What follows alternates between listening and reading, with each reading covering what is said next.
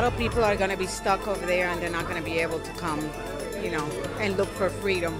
The end of wet foot, dry foot. With the stroke of a pen, President Obama revokes the right of Cubans to enter the U.S. without a visa. What does it mean moving forward? Is Vladimir Putin a war criminal? I would not use that term. Taking on Tillerson, will Senator Marco Rubio be the one to stall Donald Trump's pick for Secretary of State? Come on, you just drove down here. Meet the Miami playwright whose school project became Moonlight, the movie that just won the Golden Globe Award for Best Drama. Good morning. We begin with a sudden end of wet foot, dry foot, and a seismic change for Cuban citizens who arrive in the U.S. without documentation. President Obama's 11th hour move takes away the special status that Cuban migrants have enjoyed for decades, the right to enter the U.S. without a visa and get on the path to U.S. citizenship. President Obama's order took immediate effect on its signing on Thursday afternoon. Reaction was mixed, but the set-aside for Cubans inevitably was going to come to an end at some point after the two nations reestablished diplomatic relations. Still, the end of wet foot, dry foot leaves countless Cuban migrants in limbo, and it puts Donald Trump into a box. Will he reverse the policy, or maybe just reverse that part dealing with Cuban doctors and medical workers? We'll talk about that and the Trump cabinet confirmation hearings, Obamacare, all kinds of things with our guest, Miami Congresswoman Ileana Ros-Lehtinen, an outspoken critic of the president's Cuba policy, former chair of the House Foreign Affairs Committee, and a member of the Intelligence Committee as well. And South Florida Congressman Ted Deutsch of Boca Raton, he and all Democrats this week, in fact, voted against Republicans' now successful move to begin the process of repealing the Affordable Care Act. A lot to talk about this morning. Thank you for being here. Thank you, guys. It's great to have you both here. Thank you. Ileana Ros-Lehtinen, the end of wet foot, dry foot, it was going to come, wasn't it? And yes, sooner rather I than think later? your run up to our interview is correct. It was inevitable. First of all, because the president established diplomatic relations with Cuba, and then how can you then have this set-aside program for just those individuals? It was going to be difficult. Secondly, we had already filed some legislation, Republicans and Democrats, to undo it, and we have a new administration coming up. And so I just wish that the president would have, it's my wish for all these 8 years, would have come to Congress and let us be that branch that we talk about in our middle school civics books when it says there are three branches. There's the legislative branch, which writes the laws, the executive branch, which carries them through, and the judicial that interprets whether they're constitutional or not. Those consultations have gone by the wayside for so many topics, and now we have a new president coming in who's also talking about ruling by executive order. Enough. Let's get back to regular order and what's going to happen. Well, it was difficult for any president to have announced that in the future we would have this change, because we would have another exodus, massive exodus. So it's we just get the feeling that it was a concession to Castro, based on what President Obama has been doing, and for example, getting rid of the medical program where doctors were able to seek asylum when they're in the third countries sent there by Castro. Well, do you think that President Trump could reverse that part of it? I mean, these people who are Cuban doctors, nurses, medical personnel in third countries are indentured servants. Yeah, they get, Castro gets paid for every one of those health professionals sent to every kind of country. So he doesn't do it for altruistic reasons. And then the doctor or the health professional gets just a pittance. Will Trump put that back or not? Again, I would say I'm not going to recommend another executive order. If he wants to come to Congress and have us do it the right way, wouldn't that be great? Even if I agree with the executive orders. For example, when President Obama said the Dreamers will not be deported, well, I'm all for that. But this week we filed a bill to do that as well. We'll get to the Dreamers in just a minute. I know Glenn is bursting with questions. Well, the bottom line, and we spent a lot of our week with families who now have families in limbo, and they're frantic about what's happening. But the bottom line is, Congressman Deutsch, the immigration policy remains that any Cuban crossing a border can legitimately ask for asylum And if a Cuban citizen has a political asylum claim that's legitimate, they will be entered. Right, and that obviously that needs to be the focus going forward. That simply because the president took this action doesn't mean that people who face political persecution shouldn't have the ability to come to this country, just like anyone coming to this country from any other country where they face political or religious persecution. They ought to be able to seek asylum. It's important that we have a system that recognizes that, and that's got to be key going forward, given the great diversity we have here in South Florida and the many countries from which people are fleeing in order to come here for asylum. So does that mean a huge backlog in immigration courts now? Do you foresee that?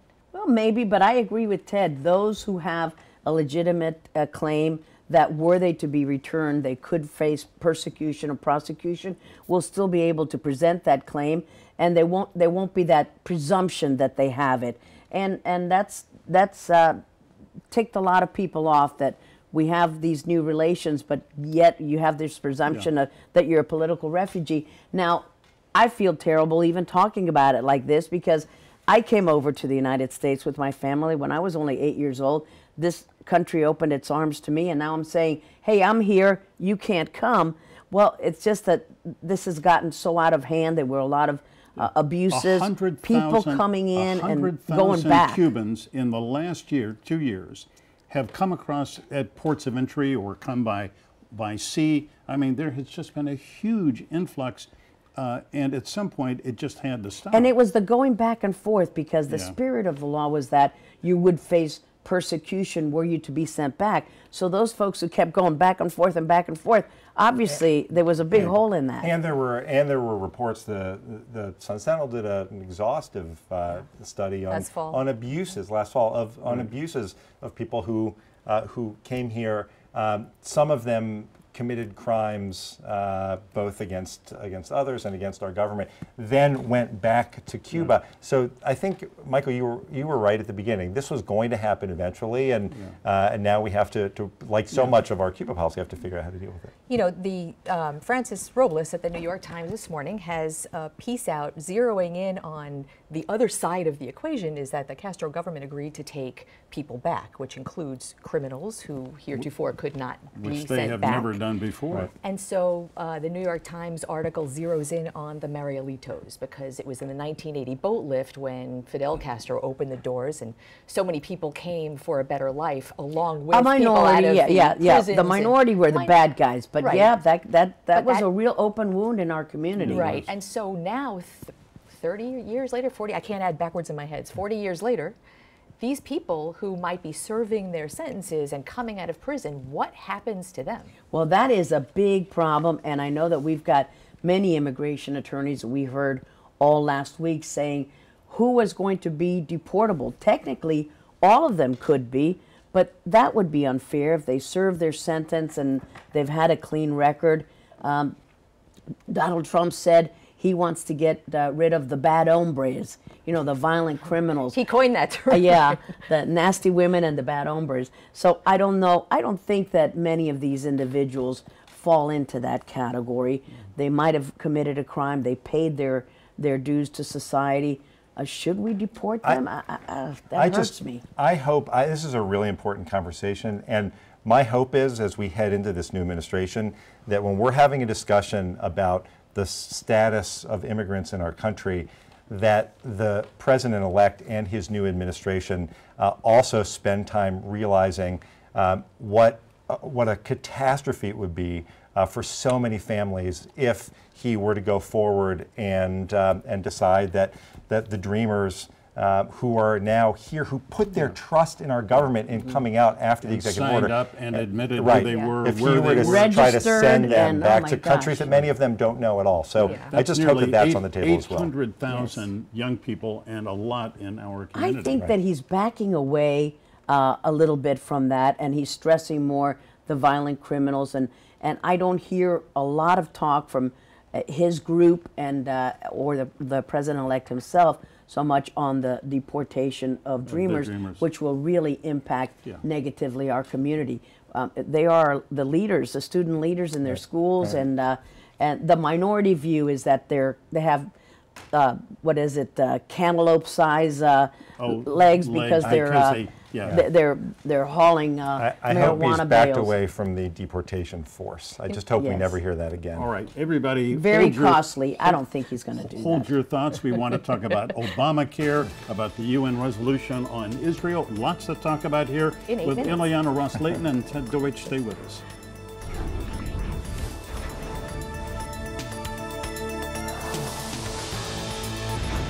Live in our studio this morning, two prominent South Florida members of Congress, Ileana Ros-Lehtinen and Ted Deutsch. This week on Capitol Hill, we had the first nomination hearings for the nominees of President-elect Trump. One of the hearings was with Rex Tillerson for Secretary of State, and he was peppered with questions by Senator Marco Rubio. Take a listen. Do you believe during the 2016 presidential campaign, Russian intelligence services directed a campaign of active measures involving the hacking of emails, the strategic leak of these emails, the use of internet trolls, and the dissemination of fake news with the goal of denigrating a presidential candidate and also undermining faith in our election process?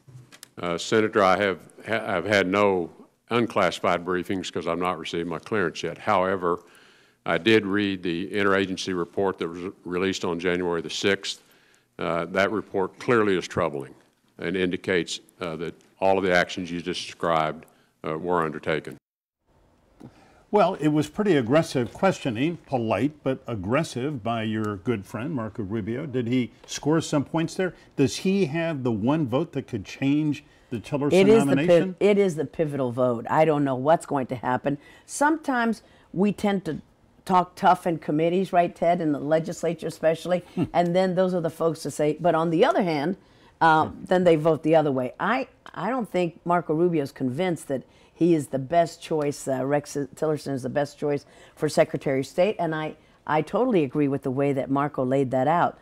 Russia was trying to influence the election. It was trying to influence it in Trump's favor. It was trying to denigrate Hillary Clinton's chances with not hacking the election, which is what people get a little confused. Misinformation and highlighting healthcare woes of Hillary Clinton, et cetera.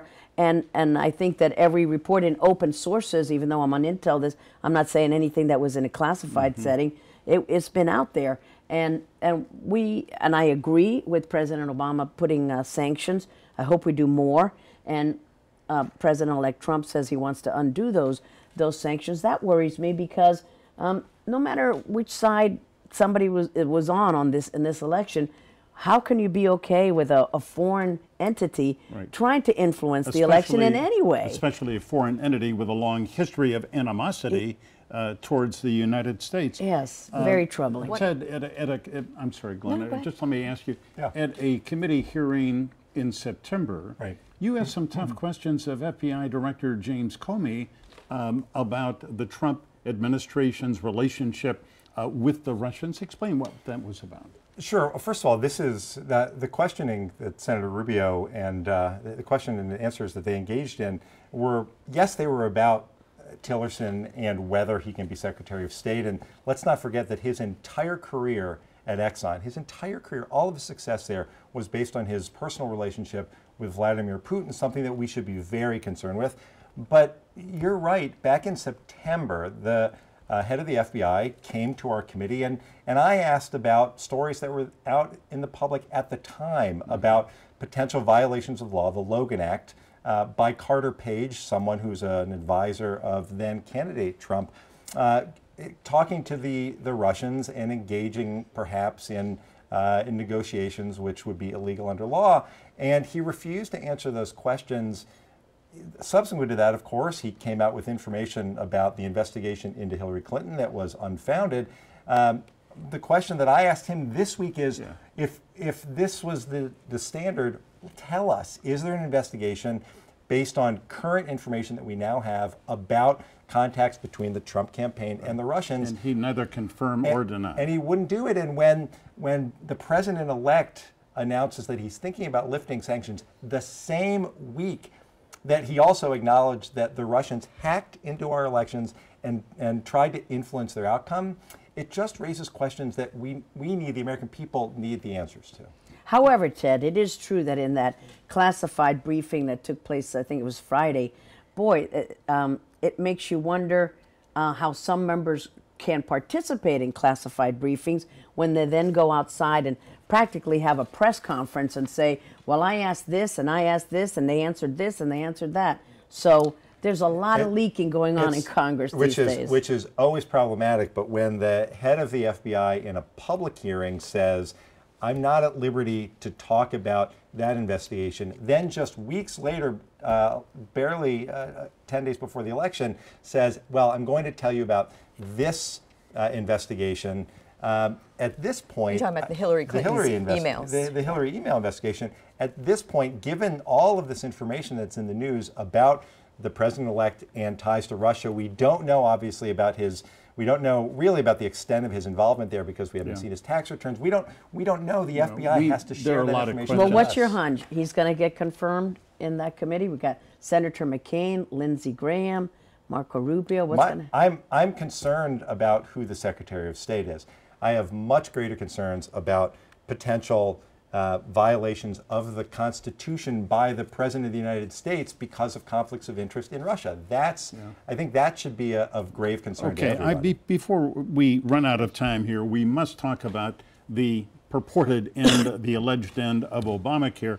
Congresswoman, there's an excellent piece in the Miami Herald yesterday that pointed out that 4 South Florida members of Congress, including you, have more constituents covered by the ACA than anywhere else in the country.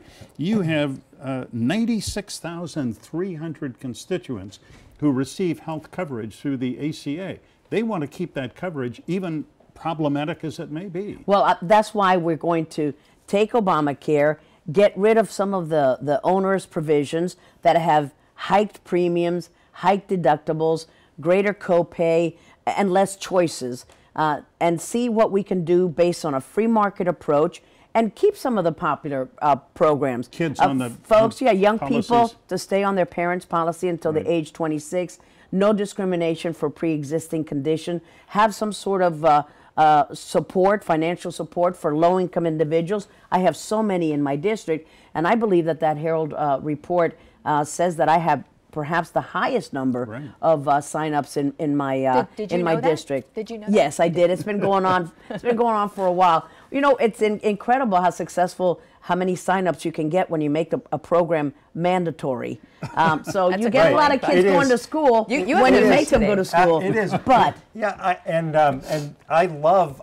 Listen, I love to hear the talk from friends like Ileana who say, well, we're going to get rid of the parts we don't like. We're going to keep the parts that we do like. The facts are that 30 million people will lose health care coverage if the Affordable Care Act is repealed. We've heard for 6 years about the replacement. We're going to replace, nothing there. And here's the important point. 150 million people in this country who get their insurance from their employers, 150 million, now enjoy protections against insurance company abuses.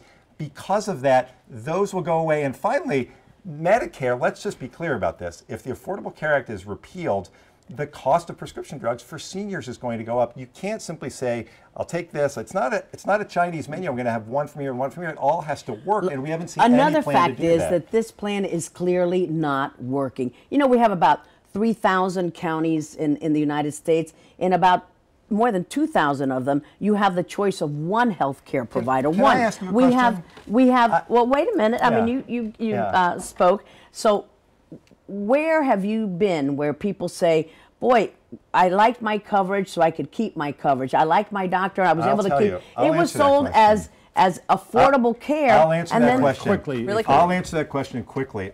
Where have I been in my office? Where every single day in our office, just like in yours, I am sure, we receive letters from people whose lives have been saved, bankruptcies have been avoided, families have been held together because they're able to get insurance that they would not get without the Affordable Care Act. Yes, That's and how at we the know same about time, this. you've probably gotten calls from folks who say, look, I used to pay X amount, and now I'm paying this amount. I used to have this coverage, and now I'm forced into this No, So can we've got to improve Obamacare. We do. Can we agree that there are parts of this that are critical and parts that are just not Yes. working? But and what, we're not but throwing what, Granny off the but cliff. what to replace we're not it with? gonna Donald What- Trump pull this the week rug had from under said How do we we're going replace to it? replace What's the it. replacement plan? And when will Well, we for see it? example, I've been working with Pete Sessions, Congressman from Texas. He's got a very good health care plan that I think is the one that we should promote, that has an array of choices, that has a marketplace incentives, that's going to have transparency, accountability. When you have choices, then people will want to sign up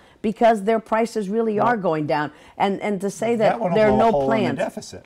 It blows a hole in the deficit and will cost jobs.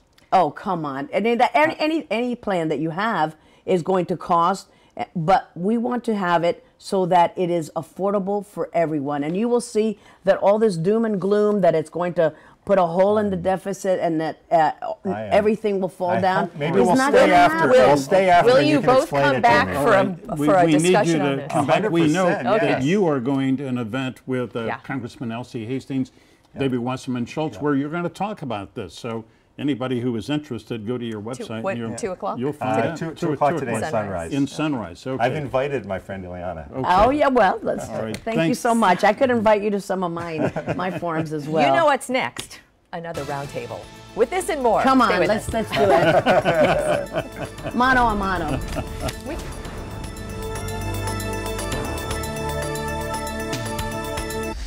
Well, there is certainly no shortage of topics to take up this morning with our Powerhouse Roundtable, and boy, we've got a good one for you. We say welcome back to Roundtable regular Nancy Ankrum, the editor of the editorial page of the Miami Herald. Mark Caputo, another familiar face here on the Roundtable. He is the Florida correspondent for Politico. He writes the daily Political Florida Playbook, which arrives in my email every morning, and I consume readily. Rafael Yaniz of Miami is political analyst, alumnus of both UM and the University of Florida. Good morning. Great to have you on. Good morning, and thanks for being here. All right, so I think we need to pick up with the Affordable Care Act discussion because it's just not, it was like too soon, ended too soon. But you were looking up on the web, looking up whatever the plan was. When Congresswoman Ileana Ros-Lehtinen replace- said she supported Pete Sessions' bill, the bill he filed last year kept Obamacare. So we still have no idea. And there is no bill that he filed this time yet. Currently, yeah. I mean, it's January. 1 week into the session. Yeah. Correct. So it is important to stress what every health expert and economist tells us is this, is the reason Obamacare was structured the way it is. And incidentally, it's based on the Heritage Foundation's plan, which was a kind of conservative group. Right. Yeah. So when Obama couldn't get universal health care, he went to this, which used to be a conservative idea. But in order to make it work, if you're going to take people with pre-existing conditions, if you're going to take sick people into your risk pool, you're going to have to also take healthy people in. But there are a lot of healthy people, the young invincibles or immortals or whatever they call them, don't really want to buy something they don't have to use instantly. I have a couple of those in my house. Well, Young Invincibles. So that's why it gets mandated. Yeah. So how you actually make it actuarially sound, economically sound without that mandate, short of just repealing the whole thing and going back to the system as before, I don't know. Mark, you neither do they. You hit on a very important point, though. One of the selling points of the Affordable Care Act that's still in the news that people find very useful is that people can stay on their parents' health insurance plan until they're 26 years old. The problem with that is that when the actuaries were writing up the law and they were trying to make the books balance, they were thinking, okay, if we get everyone from 18 and above mandated to buy health insurance, they're going to have to pay into the pot to cover the sick people because healthy people don't use as much as they pay more than they consume. The problem is that if you allow them to stay until they're 26, how do you reconcile the two? If you can stay under your parents until they're 26, you're not paying into an Obamacare exchange plan, but at the same time, the numbers are supposed to dictate that you're paying in. So that's why we keep going in circles. And Paul Ryan did a town hall on CNN this week. He said, you know, there's an economic death spiral, and he said, and I agree that it's a terrible term, but it comes from economics, where people who are healthy see their premiums skyrocketing. I have a friend from the University of Florida. He's a lawyer in Stuart, Florida. He posted on November 1st, I have to pick my poison. I can pay $270 and have a $6,300 deductible, or I can pay $280 and have a $7,100 deductible.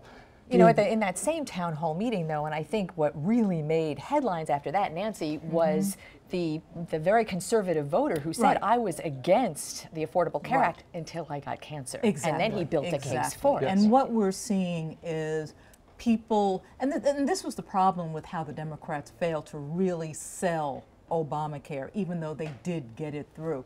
They really did not make the most of the success stories. When Medicare was approved in the 1960s, it was tweaked year after year after year to get it right. It wasn't repealed, it wasn't politicized, they made it work. That's not what we're seeing And here. to that point, in fact, President Obama in his final news conference said, call it whatever, you don't have to call it Obamacare, and if it needs to be fixed, and it does, just fix it, call it Trump care. And I think there's some genuine feeling there. Absolutely. I mean, he understands, he's a smart guy, that you know it needs to be changed and these problems need to be addressed. On the other hand, all we have heard from President-elect Trump is, I'm going to replace it with something terrific. And we still don't know what he thinks is terrific. Maybe the Affordable Care Act. He'll replace Obamacare with the Affordable Care Act. I do think it's That's going to what look they a said lot on like Saturday Night Obamacare. Live, yeah, last night in the opening monologue. Hey, great artists steal. I'm going to steal great jokes. Good artists as a- borrow, great artists steal. You know, Nancy, the Herald story Saturday I thought was just excellent, pointing out that roughly about 500,000 people in Miami-Dade County, don't know how many in Broward, but it's got to be a couple 100,000, are enrolled. More Floridians are enrolled in the ACA through the federal health.gov because we don't have a state exchange. So, I mean, this is just a critical issue for Like so Florida many and things, for we these are- members of Congress. Right, like so many issues, climate change. We are ground zero. And I'm very concerned that we don't have federal lawmakers who are explaining rationally why they are against Obamacare, why they are against these people getting the health care that they need, and most important, what is going to Nancy, replace I don't this? think it's that they're against people getting the health care that they need. Ileana, I think, outlined very clearly to Ted earlier that every member of Congress who I'm in contact with, their offices are flooded with people complaining about double-digit increases on their Obamacare premiums. In Florida, the average increase was 19% from 2016 to 2017. That's unsustainable. At the same time, in Miami-Dade County, the Miami Herald had a great article a couple days ago that 1.53 million South Floridians in Miami-Dade County are on an Obamacare plan.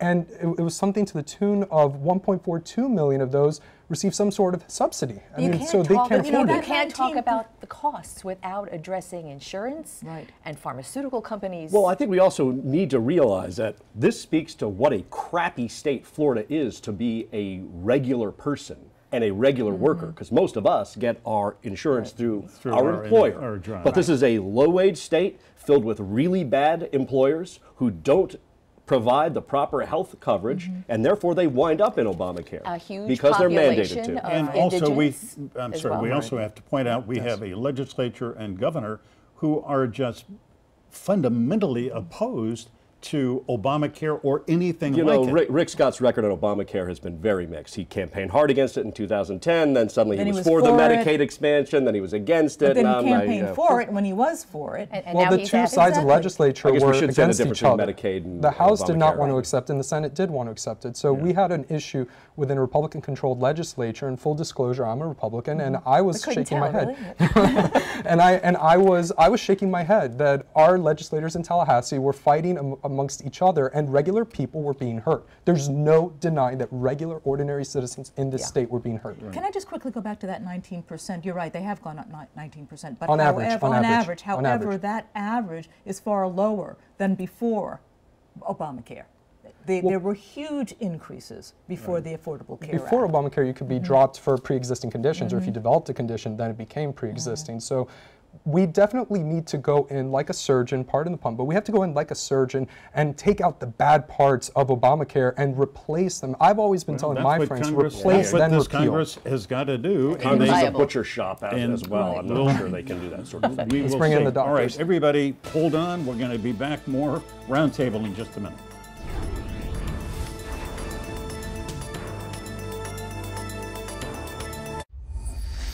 Welcome back. We are in the midst of a very, as usual, robust roundtable discussion. And Nancy Ankrum, let me ask you, I read online a very, I think, strong editorial that I guess is going to appear in El Nuevo and the Miami Herald tomorrow, essentially saying the thousands of Cubans who are in the pipeline now, who are in Bolivia and Ecuador, Central America, in Laredo on the other side of the border, and even maybe at MIA, Weeding, who left here expecting to be able to enter this country, should be allowed to enter if what? If they can prove they left Cuba by January 12th. Right, exactly. Let's fix this.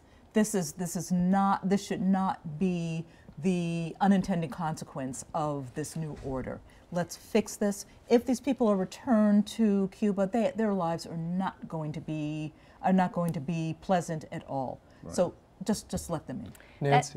I was going to say that's the one thing that no one's addressing. The Cuban government has agreed to take people back, but taking people back who they know wanted to leave and did so however they could is not a great way to be welcomed back to the Cuban government. They didn't agree to be nice to them. Right. Exactly. But I wanted to say, Nancy, that editorial is fantastic, and on behalf of everyone with common sense, it hit a home run. Share the link. It hit. I will. But you all hit a home run. And Wet Foot Dry Foot has been controversial. This is a bipartisan controversy for 20 years. Right. And since 94. It makes sense why, when it was enacted in 1995, Ileana's been against it since its inception because of how it's been implemented. We have a few problems with what President Obama did. We, meaning the community. I saw Channel 10's coverage. They went to Café Versailles, and they're saying it's a very muted and calm reaction, not what you'd expect. I think there was a general consensus feeling we all felt in the community that we felt this policy had passed its prime. The problem that I have is President Obama got the policy right. The timing is absolutely wrong. This is not the moment to do it. He has given concessions. He leaves office. A week before he left office, without consulting Congress yet again on anything related to Why would President Obama consult with this Congress? I mean, from the get-go, when he proposed the stimulus plan in 2009, they fought him tooth and nail. They actually had a meeting that said, basically, we're going to say no to everything he does. There is zero incentive for President Obama.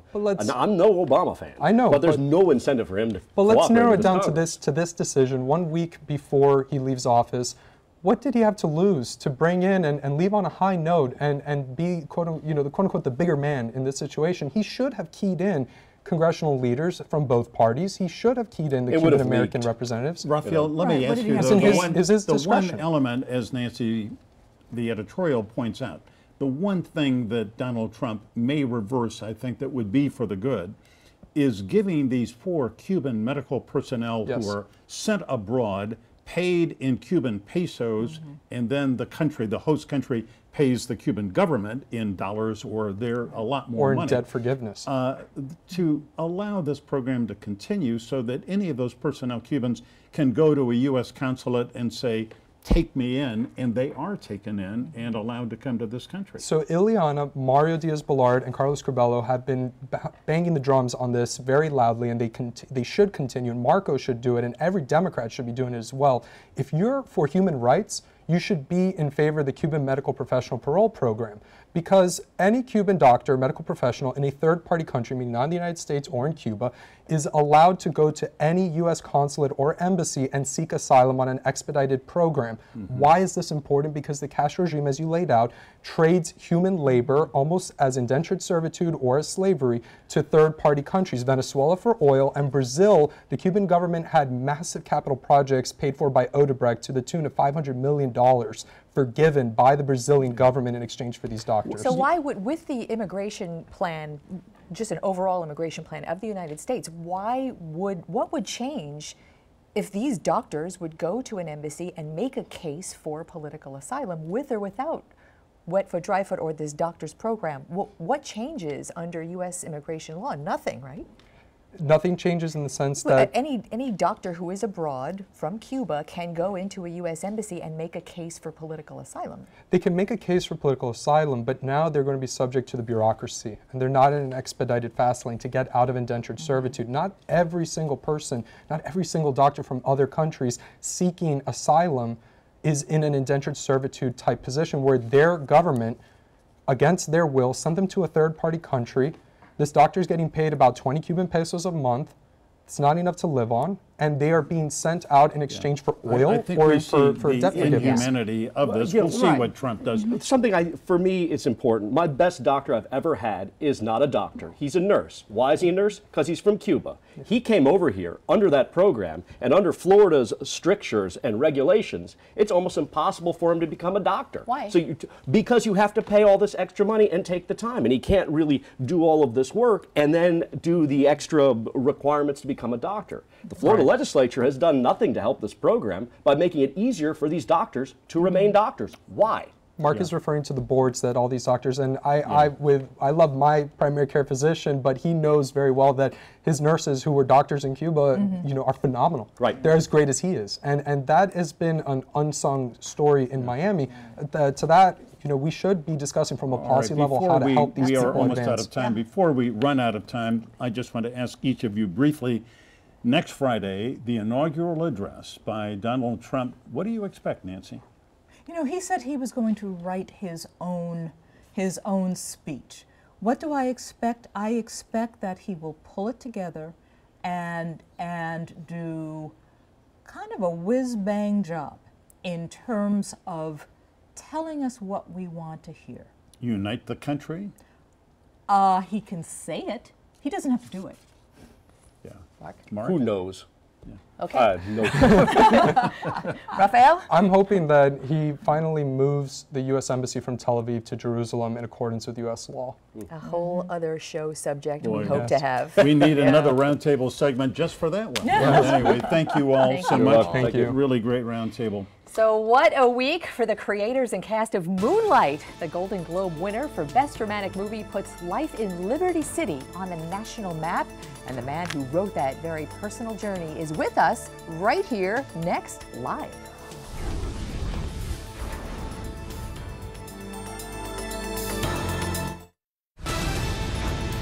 If you saw the Golden Globe Awards last week, then you know that Moonlight, a film set in Miami's Liberty City and partially shot there, won a Golden Globe Award for Best Dramatic Motion Picture. Moonlight is based on a script by playwright Terrell McCraney, who grew up in Liberty City and was executive director of the movie, which was directed also by Miami-raised director Barry Jenkins. The play and the movie is sourced from McCraney's deeply personal experiences about the son of a drug-addicted mother struggling to find his identity as a young gay man in a challenged and fragile Miami neighborhood. And it is so great to have Terrell McCraney here with us now, sort of a bit of a rock star now in your hometown. Really? Recently named playwright in residence at the Yale Drama School. And full disclosure, we're usually with you like at a dinner table with wine and chatting and so this is kind of a little more formal, but so great to have you here. It's great to have you here, Terrell. Thanks. Thank you both for inviting me. Yeah. Well, first, let me just put it on the record. Congrats. We have not Thank you. seen, I have not seen a better movie in 2016 than Moonlight. Oh wow, thank you. It was That's so. a high. That's a high. Coming order. from Michael, that's a big deal. And I absolutely mean it, and we're going to see a clip in a minute. But I'm going to tell you, among the many scenes that I just moved me so deeply, was the scene where the young Chiron, the boy, the protagonist as a young boy, I don't know, 10 years, 9 years old, is taken to the beach for the first time. And this man who loves him but is a drug dealer, you know, puts him in the water and holds him up. And I just wondered, did you ever have that kind of an experience? Somebody take you? Oh yeah. I mean, you know, as Glenda mentioned before, the movie is based on a story or a script that I wrote before, and that you know, the script is largely based on those experiences that I had in Miami. There was a man by the name of Blue who was dating my mother at the time, who happened to be a drug dealer, and the first experience I remember is him taking us all to Hollover, to the beach, and playing in the water and being in the water at his feet. I mean, that experience is one of the first memories in my mind. And so it was important for me to show that that's how life in Miami can be. We can be on a street corner near a drug hole, and then the next moment be in this sort of beautiful paradise and feeling as if we're connected to the world. When you watch the movie, now you sit back and you watch it on the screen. I mean, watching it for me, I feel like I'm this voyeur in someone's very raw emotional outpouring. Is it weird for you to be seeing your life that you wrote even before ever thinking it would be public like this. What is that? What do you go through? Well, one of the things I think that Barry did so well is that he brought his full self to the story as well. I mean, we never knew each other. We grew up. This is Barry Jenkins, the director, who also wrote the script for the movie. We grew up 3 blocks away from each other in Liberty City and didn't meet until we were in our 30s. Wow. We both were storytellers in different ways, but when you write stories, when you create work, you often try to put your most intimate self into it. But there is nothing like 2 people coming together to create a collage of memories. And that's what you're seeing. I think that's what you're feeling. And it's hard. I mean, I think you were at the screening here in Miami. I actually had to walk out of the room at some point. You did? Yeah. Because it was just emotionally difficult? Well, being on Collins Avenue, I mean, you know, being that familiar with people in the room who were from that time, and then we, you know, it was family. It was a family time. We were watching memories happen, and so things just became a little claustrophobic for a second. I had to check out. We understand. And there's so many people who you have touched a nerve and have become like the spokesperson for so many people in this community. We want to talk about that when we come right back, so stay with us.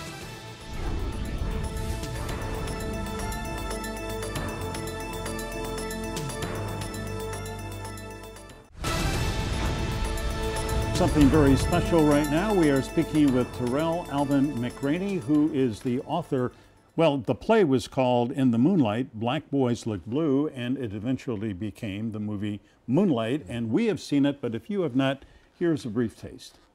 One time, I run by this old